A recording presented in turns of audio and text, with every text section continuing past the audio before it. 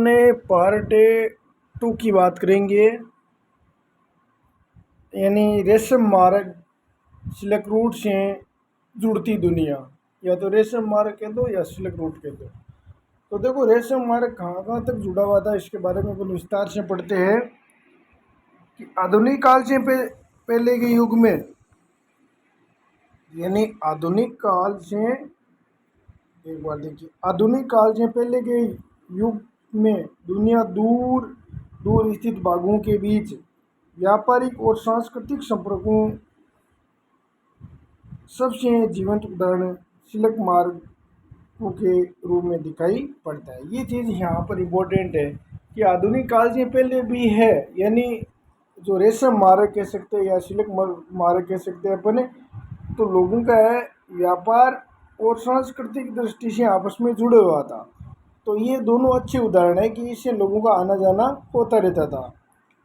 Silk मार्ग का नाम से पता चलता है कि इस मार्ग से पश्चिम को भेजे जाने वाले चीनी रेशम, तो पश्चिम को भेजे जाने वाले क्या है, चीनी रेशम का कितना महत्व था। तो पश्चिमी देशों को भेजे जाने वाला जो चीनी रेशम है, वो उसका कितना इम्पोर्टेंट महत्व था, इतिहासकारों ने बहुत सारे सिल्क मार्गों के बारे में बताया है। तो इतिहासकारों ने क्या है, बहुत सिल्क मार्गों के बारे में बताया, रेशम मार्ग के बारे में बताया है। जमीन, यानी जमीन या समुद्र से होकर गुजरने वाले ये रास्ते न केवल एशिया के विशाल क्षेत्र को एक दूसरे से जोड़ने का काम करते थे, बल्कि एशिया को यूरोप और उत्तरी अफ्रीका से जोड़ते थे। अब देखो यहाँ पर इम्पोर्टेंट क्या बात है, जमीन हो या समुद्र हो, उससे गुजरने वाले जो रास्ते हैं, यानी एशिया का जो बड़ा विशाल क्षेत्र है उसको जोड़ने का काम करते थे। और एशिया ही नहीं, यूरोप महाद्वीप है, उत्तरी अफ्रीका महाद्वीप है, उनको भी ये जोड़ता था सिल्क मार्ग, यानी जो रेशम मार्ग है हो। तो पूरी दुनिया का इन्होंने जोड़ने का काम किया था। ऐसे मार्ग ईसा पूर्व के समय में ही सामने आ चुके हैं। तो ये ऐसे मार्ग है ईसा पूर्व के समय ही है वो सामने आ चुके थे। अब देखो, तो इसका मतलब प्राचीन काल से ये चीज़ें जुड़ी हुई थी। अब देखो, अपन बात करेंगे आगे, थोड़ा सा बड़ा कर लेते हैं। तो यानी ईसा पूर्व के समय से ही ये जुड़ते हैं, इसका मतलब प्राचीन काल से ही अपना मार्ग है वो जुड़ा हुआ था, लगभग 15वीं शताब्दी तक अस्तित्व में थे। तो इसी रास्ते में चीनी पोट्री जाती थी, तो इसी रास्ते से प्राचीन समय में चीनी पोट्री इस मार्ग से जाती थी। और इसी रास्ते से भारत व दक्षिण पूर्वी एशिया कपड़े व मसाले दुनिया के दूसरे भागों में पहुंचते थे। तो भारत इसी रास्ते से क्या है, यानी भारत व दक्षिणी पूर्वी एशिया से क्या होता था, वह यानी कपड़े और मसाले है वो दुनिया में दूसरे देशों में पहुंचाया जाता था। तो भारत जब निर्यात करता था कपड़े और मसाले है, वो इतना फेमस था कि वो दूसरे देशों को भी भेजते थे, पहुंचाते थे। आप, यानी आपस में सोने चांदी जैसी कीमती धातु यूरोप से एशिया पहुंचती थी। तो भारत कपड़े और मसाले ये दूसरे देशों में भेजते थे और बदले में क्या लाते थे, सोना या चांदी ये लेकर के, कीमती धातुएं यूरोप महाद्वीप से लेकर के कहाँ पहुंचते थे, एशिया। तो अपन किस महाद्वीप में आते, एशिया महाद्वीप से। तो वो क्या है, बदले में कपड़े मसाले बेच करके और सोना चांदी कीमती धातु लेकर कहाँ आते थे, एशिया महाद्वीप में आ जाते थे। इसका मतलब प्राचीन काल से भी भारत का संबंध रहा है। अब देखो, व्यापार और सांस्कृतिक आदान प्रदान दोनों प्रक्रियाएं साथ साथ चलती थी। तो व्यापार हो या सांस्कृतिक आदान प्रदान हो, क्योंकि जहाँ पर व्यक्ति जाएगा व्यापार करने के लिए, वहाँ पर उनकी जो कल्चर है, जो संस्कृति है, वो भी उनका आदान प्रदान होगा। तो दोनों प्रक्रियाएं साथ साथ चलती रहती थी। और शुरुआती काल में ईसाई मिशनरी निश्चित ही इसी मार्ग से, देखो थोड़ा सा आगे हम बड़ा कर लेते हैं, देखिए कि व्यापार करते थे और सांस्कृतिक आदान प्रदान होता था, दोनों प्रक्रिया साथ साथ चलती थी। भाई व्यापार भी हो जाता और जो सांस्कृतिक आदान प्रदान वो भी हो जाता। तो शुरुआत की काल के ईसाई मिशनरी निश्चित ही इसी मार्ग से एशिया में आते थे। तो ईसाई मिशनरी कौन होते थे? ईसाई मिशनरी वो थी जो महिला है, वो गरीब जो बच्चे थे, गरीब महिलाएं थी, उनकी वो मदद करती थी और उनको ईसाई बना दिया जाता था। बदले में उनको शिक्षाएं वो देती थी और पालन पोषण भी करती थी, और ईसाई का है यानी ईसाई धर्म है उसका प्रचार प्रसार करती थी। वो थी ईसाई मिशनरी और वो भारत में भी आई थी। अब देखो, कुछ सदी बाद मुस्लिम धर्मोपदेशक भी इसी रास्ते से दुनिया में फैले।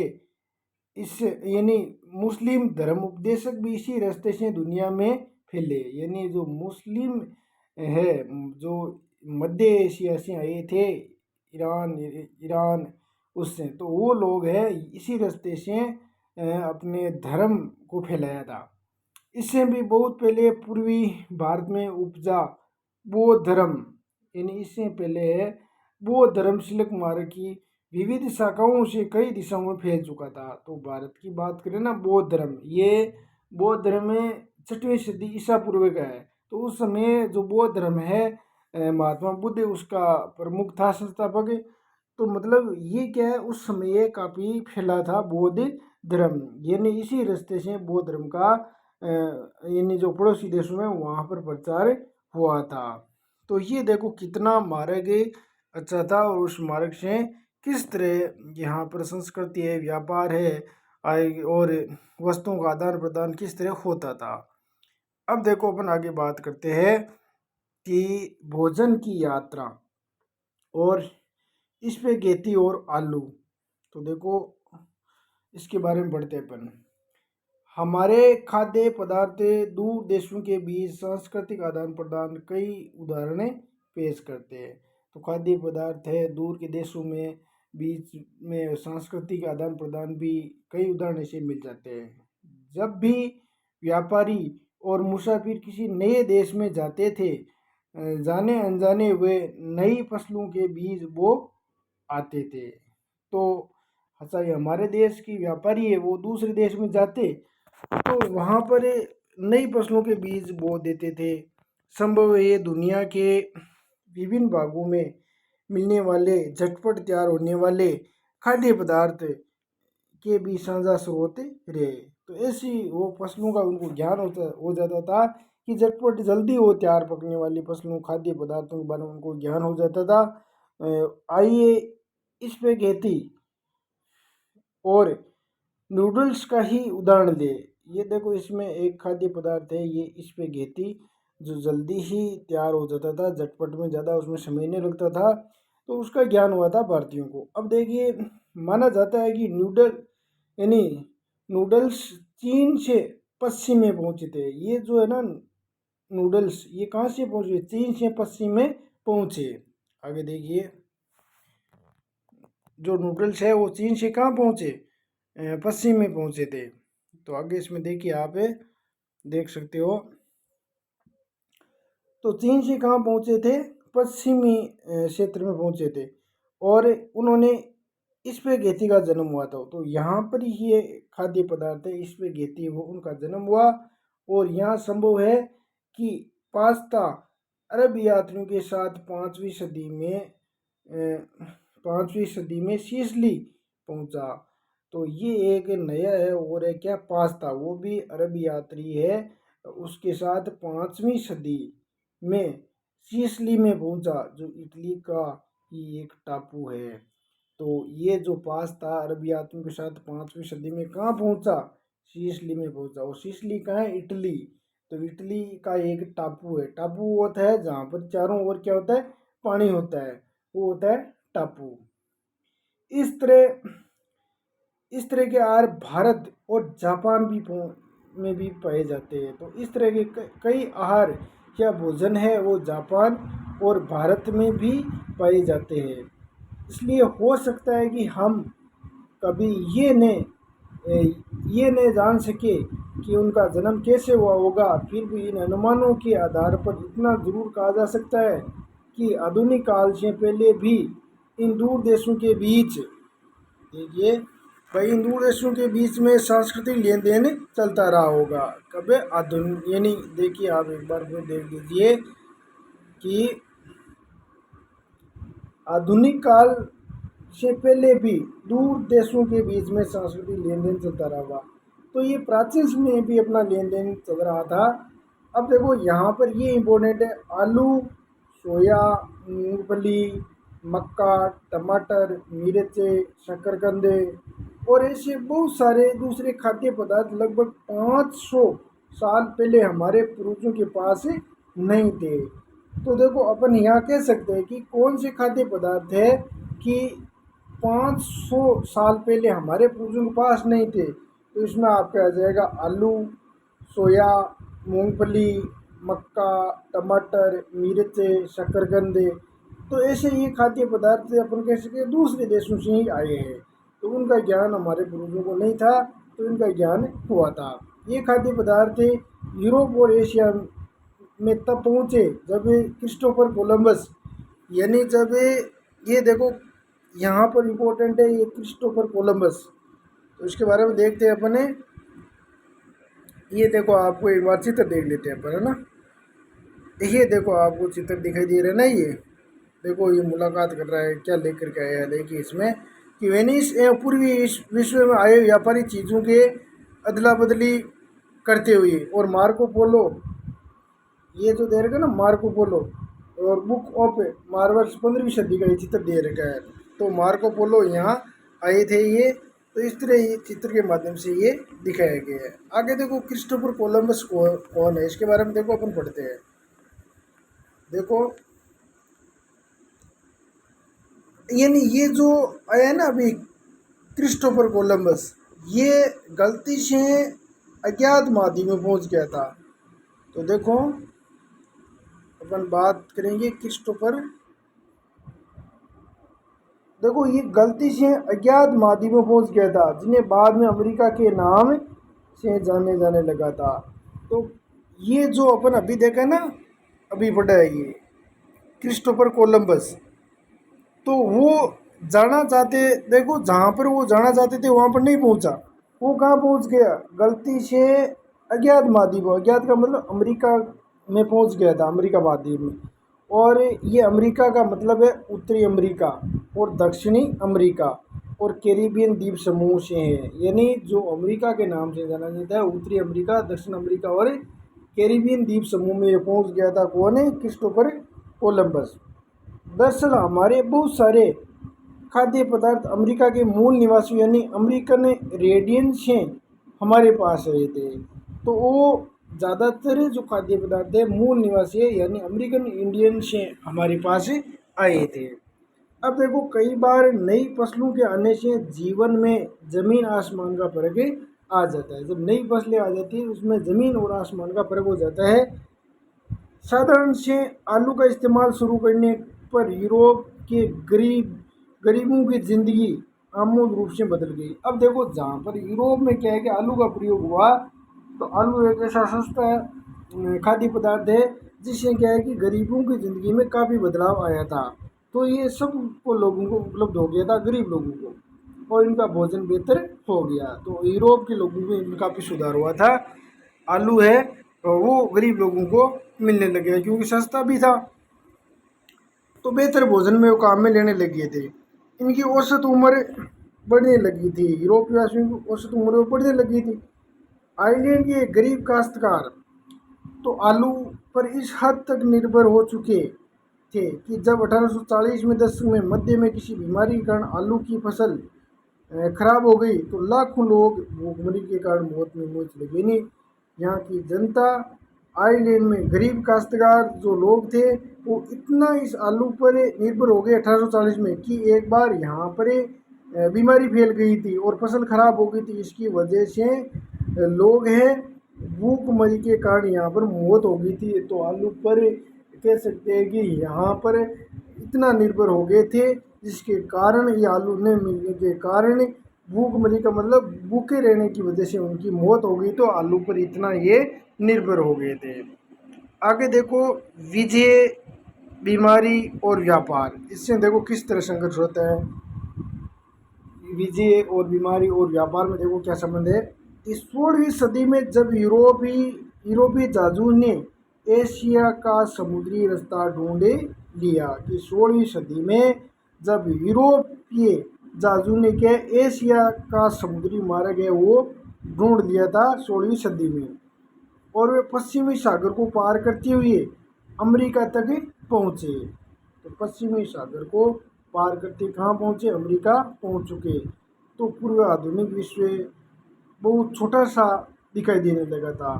तो पूर्व आधुनिक विश्व बहुत छोटा सा दिखाई देने लगा। इससे पहले कई सदियों में हिंद महासागर के पानी में फलता फूलता व्यापार, तो देखो हिंद महासागर से पहले व्यापार होता था और तरह तरह के सामान, लोग आना जाना उनका होता था, ज्ञान है वो आदान प्रदान होता था, परंपराएं हैं प्राचीन परंपराएं उनका आदान प्रदान होता था। तो एक जगह से दूसरी जगह आ जा रही थी। तो जो हिंद महासागर है उससे है यहाँ व्यापार भी होता था और सामान का ले जाना लाना ये भी होता था। लोगों का ज्ञान है वो आपस में बढ़ता रहता था, परंपराएं वो भी एक दूसरे से आदान प्रदान होती थी। अब देखो आगे अपन बात करते हैं कि देखो भारतीय उपमहाद्वीप इन प्रवाहों के रास्ते में एक अहम बिंदु था। अब हिंद महासागर देखो भारत के नज़दीक है दक्षिण में, तो यहाँ पर एक ये रास्ता अहम था। पूर्वी नेटवर्क में इस इलाके में भारी महत्व था और यूरोप के दाखिल से ये आवाजाही और बढ़ने लगी। जब यूरोप के लोग हैं यहाँ भारत आ गए तो उससे आवाजाही बढ़ गई थी, इन प्रवाहों की दिशा यूरोप की तरफ भी जुड़ने लगी थी। तो भारत है हिंद महासागर के माध्यम से यूरोप से भी जुड़ गया था। अब देखो आगे क्या होता है। अपनी खोज से पहले लाखों साल से अमेरिका का दुनिया से कोई संपर्क नहीं था। तो लाखों सालों पहले क्या है अमेरिका से कोई, क्योंकि अमेरिका पश्चिम में काफ़ी दूर था तो इससे दुनिया से कोई संपर्क नहीं था, वो एक अलग ही महाद्वीप रहा था। लेकिन 16वीं सदी से इसकी विशाल भूमि और बेहिसाब फसलें और खनिज पदार्थ हर दिशा में जीवन का रूप रंग बदलने लगे थे। जब इसकी खोज हो गई थी क्रिस्टोफर कोलंबस ने की ना, तो इस कोलंबस की खोज करने के बाद यहाँ पर खनिज है, खाद्य पदार्थ है, यानी इस महाद्वीप की काया ही पलट गई थी, क्योंकि ये विश्व से जुड़ गया था, पहले ये एक अलग ही था। अब देखो आगे अपन बात करते हैं। आज के पेरू और मेक्सिको में मौजूद खानों से निकलने वाली कीमती धातुओं और ख़ासतौर पर चांदी ने भी यूरोप को क्षमता को बढ़ाया।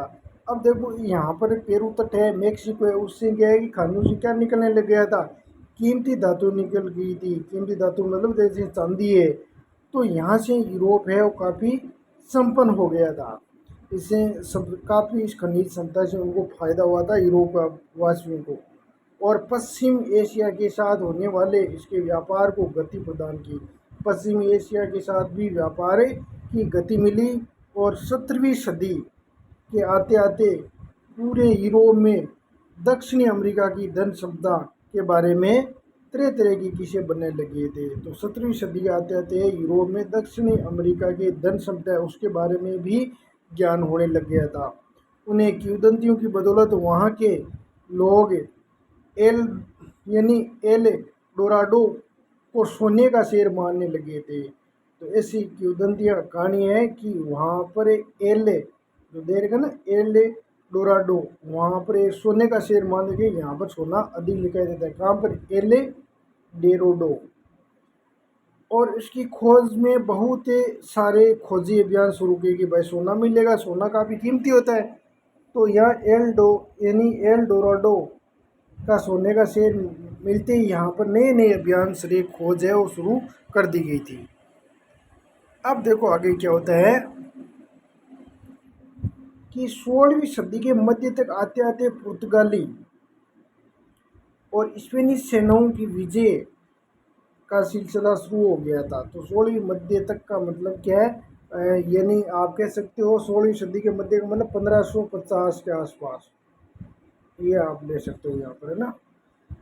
तो पुर्तगाली और स्पेनिश सेनाओं के विजय आपस में जो उसने विजेता प्राप्त करना यानी विजय अभियान शुरू कर दिए थे। उन्होंने अमेरिका को उपनिवेश बनाना शुरू कर दिया। यानी पुर्तगाल है और स्पेनिश है, उन सेनाओं ने क्या है विजय अभियान शुरू कर दिया था, जिसने अमेरिका को उपनिवेश बनाना शुरू कर दिया। उपनिवेश का मतलब क्या है, किसी देश को अंडर में बनाना। जैसे भारत है, किसका उपनिवेश था, ब्रिटेन का था, क्योंकि यहाँ पर ब्रिटेन भारत में राज कर रहे थे। तो इसी तरह सबसे पहले पुर्तगाल है स्पेनिश ने क्या अमेरिका को उपनिवेश बनाना शुरू कर दिया कि यहाँ पर अपन व्यापार और इन यहाँ पर शासन चलाएंगे। तो उन्होंने उपनिवेश बनाना शुरू कर दिया था पुर्तगाली और स्पेनी ने, कहाँ पर, अमेरिका में। यूरोपीय सेना केवल अपनी सैनिक ताकत के दम पर ही नहीं जीती थी। स्पेनिश विजेताओं के सबसे शक्तिशाली हथियार परंपरागत किस्म का सैनिक हथियार तो कोई था ही नहीं था। ये हथियार चेचक जैसे कीटाणु भी थे। तो देखो यहाँ पर देखा जाए तो कोई सैनिक हथियार नहीं था, यानी बीमारी कीटाणु थे वो, जैसे चेचक है ये ना, चेचक। तो चेचक जैसे कीटाणु थे जो स्पेनिश सैनिकों और अफसरों के साथ वहाँ जा पहुँचे थे। जब वहाँ पर सैनिक अफसर गए तो उनके साथ ये कीटाणु चले गए थे, और लाखों सालों से दुनिया से अलग थलग रहने के कारण अमेरिका के लोगों के शरीर में यूरोप से आने वाली इन बीमारियों से बचाव की यानी रोग प्रतिरोधक क्षमता नहीं थी। तो इन्हें इस कीटाणु इस बीमारियों की वजह से यूरोप में लोगों आने वाली बीमारियों से बचने की रोग प्रतिरोधक क्षमता नहीं थी, वो रोग वहाँ पर भी फैल गया था। अब देखो आगे क्या होता है, अपन बात करते हैं। देखो यहाँ अपन कुछ देख लेते हैं। ये देखो आप देख सकते हो चित्र यहाँ पर है कि यहाँ पर देख सकते हो कि आइलैंड आलू अकाल इलस्ट्रेटेड लंदन न्यूज़। तो देखो अखबार की न्यूज़ है, फसल कट जाने के बाद बच्चे खच्चे आलूओं की उम्मीद में खेती की मिट्टी खोदते हुए बच्चे 1845 और 1849 के बीच पड़े भयानक आयरिश आलू अकाल में दौरान आयरलैंड के लगभग यानी आप कह सकते हो कि यहाँ पर 1 करोड़ लोग भूखमरी से 1 करोड़ होगा ये ना, हाँ 10 लाख लोग हैं, 10 लाख है, ठीक है ना, 10 लाख लोग भूखमरी के कारण यहाँ मारे गए थे। और इसे दोगुना लोग काम की तलाश में घर बार छोड़ दिया था। तो लगभग देखो यहाँ पर 10 लाख लोग हैं भूखमरी से मारे गए थे। देखो ये किस तरह पड़े हैं, आलू खोद रहे हैं कि आलू यहाँ मिल जाए। ये देखो बेचारे भूखे मर रहे हैं और आलू खोज निकालने की कोशिश कर रहे हैं। तो ये आइलैंड की तस्वीर दे रखी है। और एक है जैविक युद्ध क्या होता है, इसमें देखिए आप न्यू इंग्लैंड स्थित मैसाचुसेट्स बे कॉलोनी के पहले गवर्नर जॉन, ये कोई काम का नहीं है आपका, ठीक है ना। आप देखिए आगे अपन बात करें हैं, तो इसे बीमारी में बचने कोई रोग प्रतिरोधक क्षमता नहीं थी इसमें। ये चेचक के कीटाणु है यहाँ फैल गए थे और इस तरह अमेरिकावासी भी यहाँ बीमार हो गए थे। आगे देखो अपन बात करते हैं फलस्वरूप इसे, देखिए एक बात कि फलस्वरूप इसे नए स्थान के चेचक बहुत ही मारक साबित हुए। तो चेचक है वो अमेरिका में फैल गया था, और कई बार संक्रमण शुरू होने के बाद तो ये बीमारी पूरे महाद्वीप में फैल गई। तो यूरोप से आई बीमारी कहाँ फैल गई, अमेरिका में फैल गई। जहाँ यूरोप लोग नहीं पहुँचे थे वहाँ के लोग भी इसे चपेट में आने लगे थे। तो ये अमेरिकावासी वो ये बीमारी इतनी फैल गई कि जहाँ लोग नहीं पहुँचे तो वहाँ भी ये बीमारी पहुँच गई थी। अब देखो इसने पूरे समुदाय को ख़त्म कर डाला और इस तरह घुसपैठियों की जीत का रास्ता आसान होता चला गया। जो घुसपैठे है यूरोप वाले, तो उनका रास्ता और आसान हो गया था कि बीमारी की वजह से काफ़ी लोग यहाँ मारे गए थे अमेरिका में। अब देखो आगे क्या होता है, और बंदूकों तो खरीद कर या छीन कर हमलावरों के खिलाफ भी इस्तेमाल किया जा सकता था। तो बंदूकों को तो खरीद कर या छीन कर हमलावर के खिलाफ क्या इस्तेमाल किया जा सकता था, पर चेचक जैसी बीमारी के मामले में तो ऐसा नहीं किया जा सकता था। अब चेचक आदि बीमारी का क्या इलाज करे, क्योंकि हमलावर के पास उससे बचाव का तरीका भी था। अब ये जो यूरोप के लोग हैं वो ये बीमारी लेके, तो उनको तो पता था तरीका था बचने का, और उसे शरीर में रोग प्रतिरोधक क्षमता भी विकसित हो सकती थी, क्योंकि इस ये यूरोप में बीमारी थी तो उसमें रोग प्रतिरोधक क्षमता थी, उसके बारे में उनको जानकारी भी थी। लेकिन अमेरिका वालों को बेचारों को क्या पता था। अब देखो आगे क्या होता है, तो वो चपेट में आ गई चेचक के। तो 19वीं सदी तक यूरोप में गरीबी भूख का साम्राज्य था। तो 19वीं सदी तक जो यूरोप महाद्वीप है वो गरीबी और भूख का साम्राज्य था, और शहर में बेहिसाब भीड़ थी, बीमारियों का बोलबाला था यूरोप में, धार्मिक टकराव आम थे। तो यहाँ एक तो जो धार्मिक टकराव भी बहुत ही ज़्यादा था यूरोप में, धार्मिक असंतुष्टों को कड़ा दंड दिया जाता था। अगर कोई धर्म की अवहेलना कर देते तो उनको कड़ा दंड दिया जाता था। इस वजह से हजारों लोग यूरोप से भागकर अमेरिका जाने लगे थे। तो कई लोग तो जो धर्म का उल्लंघन करते थे तो वो भागकर अमेरिका जाने लग गया था, क्योंकि लोग इतने परेशान हो गए थे और धार्मिक कर इतने लाभ दिए गए थे यूरोप में कि जनता चुका नहीं पा रही थी। तो इसका उन्होंने दूसरा उपाय ढूंढा, वो यूरोप से कहाँ अमेरिका भागने लगे थे। और 18वीं सदी तक अमेरिका में अफ्रीका से पकड़ कर लाए गए गुलामों को काम में झोंक कर यूरोप बाजार के लिए कपास और चीनी का उत्पादन किया जाने लगा। अब देखो अमेरिका में क्या है कि ये लोग अफ्रीका जो है गरीब महाद्वीप था, वहाँ के लोगों को पकड़कर गुलाम बना करके यानी काम करने के लिए यानी यूरोप के बाज़ारों के लिए कपास और चीनी का उत्पादन किया जाने लगा। तो उनको पकड़ करके अफ्रीका वासियों को और उसे कपास और चीनी का उत्पादन करवाने लग गए थे। अब देखो आगे क्या होता है, 18वीं शताब्दी का काफ़ी समय बीत जाने के बाद भी यानी 18वीं शताब्दी का काफ़ी समय बीत जाने के बाद भी चीन और भारत वो दुनिया का सबसे धनी देशों में गिना जाता था। 18वीं शताब्दी काफ़ी समय बीत जाने के बाद चीन और भारत दोनों ही एशिया महाद्वीप में थे और दुनिया का सबसे धनी देशों में गिने जाता था चीन और भारत। एशिया व्यापार में भी उन्हीं ही का दबदबा था। किसका? चीन और भारत का एशिया में क्या है, दबदबा था। लेकिन विशेषज्ञों का मानना है कि 15वीं सदी से चीन ने दूसरे देशों के साथ अपना संबंध कम शुरू करना दिया। यानी अगर 15वीं सदी की बात करें, चीन ने क्या दूसरे देशों से संबंध है वो कम कर दिया था धीरे धीरे, और दुनिया से अलग थलग पड़ने लगा। चीन ये सोचते थे कि अपना ज्ञान है वो दूसरे देशों तक नहीं पहुंचाए, तो उन्होंने दूसरे देशों से संबंध यानी संपर्क है वो काट दिया था धीरे धीरे। और चीन की घटती भूमिका और अमेरिका के बढ़ते महत्व के चलते विश्व व्यापार का केंद्र पश्चिम की ओर देखो कि एक बार दोबारा देखिए, चीन की घटती भूमिका और अमेरिका का व्यापार बढ़ते महत्व के चलते विश्व व्यापार का केंद्र पश्चिम की ओर खिसकने लगा। अब चीन दूरी बनाने लग गया तो व्यापार केंद्रित क्या हो गया, पश्चिम की ओर हो गया था यूरोप महाद्वीप। अब यूरोप में विश्व व्यापार का सबसे बड़ा केंद्र बन गया। अब जो यूरोप महाद्वीप है विश्व का बड़ा व्यापार केंद्र ये बन गया था। अब देखो ये देखो आपको चित्र दिखाई दे रहा है, यहाँ पर देखो से नहीं दिखा दीजिए, कुत्ता है, यहाँ देखो ये खड़ा है कि गुलामों की खरीद फरोख्त न्यू ऑरलियंस इलस्ट्रेट लंदन की न्यूज़ में दे रखा है कि एक खरीदार नीलामी के लिए कतार में खड़े गुलामों को गौर से देख रहा है। इस चित्र में 4 औरतों और लंबी टोपियाँ पहने 7 पुरुषों के साथ 2 बच्चे भी बिकने के लिए खड़ा है। अच्छा कीमत पाने के लिए गुलामों को अक्सर बढ़िया कपड़े पहना कर बाजार में लाया जाता था। देखो इस तरह गुलामों को भी यहाँ बेचा जाता था। तो ये देखो खरीदारी करने वाले देखो यहाँ इधर खड़े हैं ये ना, और ये देखो अच्छी ड्रेस में ये गुलाम है वो खड़े हैं कि इनको खरीद करके ये दूसरे देशों में भेजा जाता था। इस तरह यहाँ पर शोषण होता था। जो ज़्यादातर गुलाम की बात करें तो अफ्रीका महाद्वीप उसी से था।